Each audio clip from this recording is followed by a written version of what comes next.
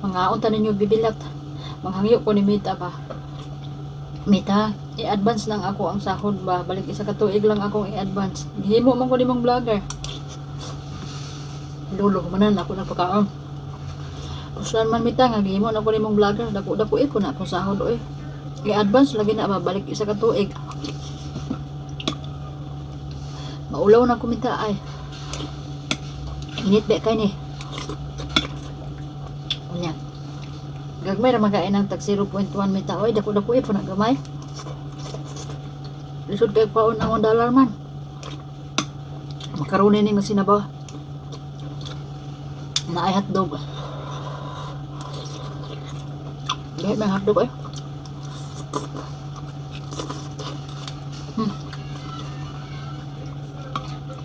Naduwal ko kaon. Ganihar ko baka ni Lula. Init na po na ako. Wala lagi na ako nga. Nakaw siya.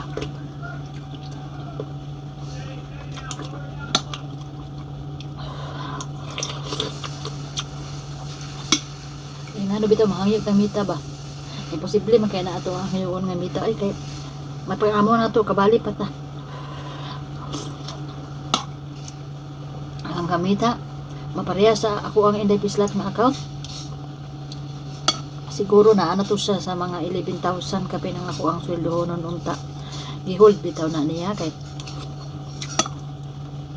ipa-verify niya ang ako ang identity niya wa man ako. I-verify na ako di man mosulod sa akong account.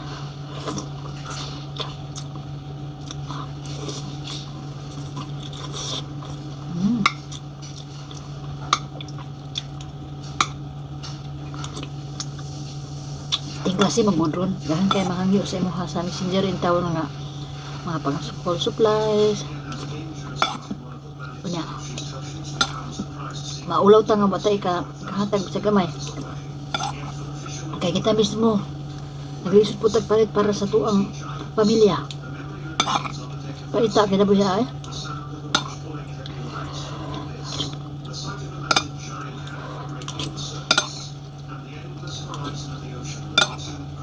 maluoy man ako oy.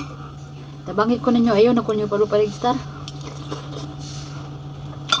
Share na lang baka aron makatabang po ko sa uban. Salamat kay sa mga comment na shout out sa inyong tanan wa pa ta mo na flex diha sa kuang wall. Lisod pa manggug kay na imo ang pangalan ng ipapilit na nako diha. Makalugar ko ipapapilit ra gid namo. Nako diha ipapilit ra mo. Tanaw sa kama.